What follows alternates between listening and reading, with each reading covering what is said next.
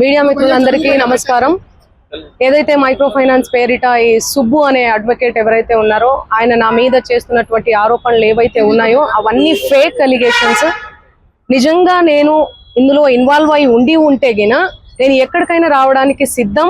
నేను ఎక్కడ ఏ పోలీస్ గడపలైనా ఏ ఏమంటారు కోర్టు గడపైనా తొక్కడానికి సిద్ధం. నేను ఇందులో నన్ను ఇన్వాల్వ్ అయినావు అని చెప్పి తేలిస్తే నేను ఏమన్నా చేయడానికి సిద్ధం. ఇన్వాల్వ్ కాలేదని తేలిస్తే మీరేం చేస్తారు? మీడియా మిత్రులు అందరూ కూడా, నేను మీడియా ఫ్యామిలీ నుంచి వచ్చాను, మీరందరూ ఏం చేస్తారు? నాకు మాట ఇవ్వాలి. ఆయన ఇవన్నీ తప్పుడు ఎలిగేషన్స్ వేస్తున్నాడు. ఒక బంజారా గిరిజన ఆడబిడ్డ మీద కష్టపడి 14 ఏళ్ల నుంచి ఒక్కొక్క మెట్టు ఎదిగి పోయినటువంటి ఆడబిడ్డ మీద ఆయన ఈ ఫేమస్ కోసం కేవలం బిగ్ బాస్ కి వెళ్ళాలి, శ్రీముఖి అంటే క్రష్, ఫేమ్ అవ్వాలి. ఆయన ఒక భరతనాట్యం డాన్సర్. సో ఆ డాన్స్ అవన్నీ నేర్చుకొని ఉన్నాడు కాబట్టి ఆయనకి సినిమా పిచ్చి ఎక్కువ, సినిమాల మీద మక్కువ ఎక్కువ.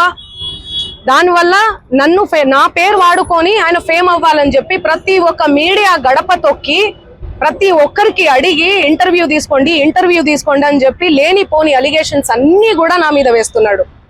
నిజంగా ఆ బాధితుల్ని చూస్తుంటే నాకే చాలా చాలా బాధ అనిపిస్తుంది. నాకేం సంబంధం ఉంది? ఈ చేతి నిండా పనులే ప్రజల ఆశీర్వాదాలతో, మీ అందరి ఆశీర్వాదాలతో ఈ రోజు మీడియా లేకపోతే నేను లేను. ఇండిపెండెంట్ గా ఎదిగిన దాన్ని, నేను మీ చేతులల్లో ఎదిగిన దాన్ని, మీ చేతులల్లో పెరిగిన దాన్ని నేను ఎందుకు చేస్తాను? నేను అక్కడి నుంచే కదా వచ్చాను. ఎక్కడి నుంచి అయితే వచ్చాను వాళ్ళ పొట్ట నేను కొడతానా? నిజంగా నేను బాధితుల తరపున గట్టిగా నిలబడుతున్నాను. ఎవరైతే నా పేరు యూజ్ చేసి చీట్ చేసి ఎవరైతే వాళ్ళ దగ్గర నుంచి డబ్బులు తీసుకున్నారో వాళ్ళని కంపల్సరీ కఠినంగా శిక్షించాలని నేను పోలీస్ శాఖను కానీ కోరుతున్నాను. సో మిగతా వివరాలన్నీ కూడా మా లాయర్ గారు మాట్లాడతారు. ఫేమస్ అయ్యే దానికోసమే ఇదంతా చేస్తున్నాడు. ఆయన మాటలు మీరు చూడండి. నెక్స్ట్ ఇయర్ బిగ్ బాస్ వస్తే నేను వెళ్తాను. శ్రీముఖి అంటే నాకు క్రష్. నాతో మాట్లాడేటప్పుడు కూడా మీతో ఫ్రెండ్షిప్ చేసుకుందామంటే మీరేంది ఆరగంటగా మాట్లాడుతున్నారంటే, అవును కేసు పెడతాము అంటే ఆరగంటగా మాట్లాడకుండా ఎందుకు మాట్లాడతారండి? నేను తప్పు చేయను దాన్ని. తప్పు చేయని వాళ్ళు ఎవరన్నా మాట్లాడతారు. నేను మీకు వీడియో చూపిస్తాను, ఆగండి, చూడండి ఎలా మాట్లాడుతున్నాడు, ఎట్లా డిమాండ్ చేస్తున్నాడు చూడండి. ఇంతే సౌండ్ అండి ఇది. చూడండి, నువ్వేమన్నా ఆకాశం నుంచి ఊడిపడ్డావా? నడుమంత్రపు సిరియా ఇదంతా? ఇంత వల్గర్ లాంగ్వేజా? ఇంత సోకులు ఎందుకు పడతారు మీరు? ఎలా వస్తానండి? నేను అదే చెప్తున్నా. పనులు ఉన్నాయండి, నాకు ప్రోగ్రామ్స్ ఉన్నాయి. కర్ణాటకకు పోయినాను. నిన్ననే నేను శ్రీదత్త యూనివర్సిటీలో కాలేజ్ లో ప్రోగ్రామ్ కూడా చేశాను. మీరు చూడండి నా అప్డేట్స్ దయచేసి చూడండి. ఇన్స్టాలో నేను పోస్ట్ కూడా పెట్టడం జరిగింది. దీనికి నాకు ఏ సంబంధం లేదు. బాధితులకు దయచేసి పోలీస్ శాఖ వారు న్యాయం చేయండి. నేను బాధితుల డెఫినెట్లీ ఖచ్చితంగా ఉంటా నేను బాధితులకు. ఎట్లా ఫైట్ చేయబోతున్నాము? లీగల్ గా వెళ్తున్నామండి మేమంతా. మా లాయర్ గారు మాట్లాడతారు. నేను ఇప్పటి వరకు మాట్లాడాను కదా, మాట్లాడండి లాయర్ గారు. ఇప్పుడు సిసిఎస్ కేసు వీళ్ళేసింది కాదు, వీళ్ళ అకౌంట్ లోకి కోట్ల రూపాయలు వచ్చినప్పుడు సిబిఐ సిఐడి వాళ్ళు దాన్ని ఫ్రీజ్ చేసి కేసు వేశారు. కేసు వేస్తే ఈ రమావత్ మధు అండ్ టీం ఎవరైతే ఉన్నారో వీళ్ళందరూ కూడా హైకోర్టు నుంచి బెయిల్ తెచ్చుకున్నారు. బెయిల్ తెచ్చుకొని అక్కడ నుంచి వచ్చారు.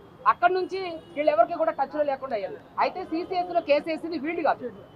వాళ్ళ అకౌంట్ లో కోట్ల రూపాయలు వచ్చినప్పుడు ఆ కోట్ల రూపాయలు ఎక్కడి నుంచి వచ్చినాయి అని చెప్పి వాళ్ళు ఇన్వెస్టిగేషన్ చేసి ఆ కోట్ల రూపాయలన్నీ కూడా ఫ్రీజ్ చేసి వాళ్ళ మీద కేసు ఫైల్ చేసి కోర్టుకు పంపించారు. తప్పకుండా నేను కూడా ఎక్కడికైనా సిద్ధమే. ఇప్పుడు మంగ్లీ గారు చేసిన ఆరోపణకి ఒక్క ఆధారం చూపించమనండి.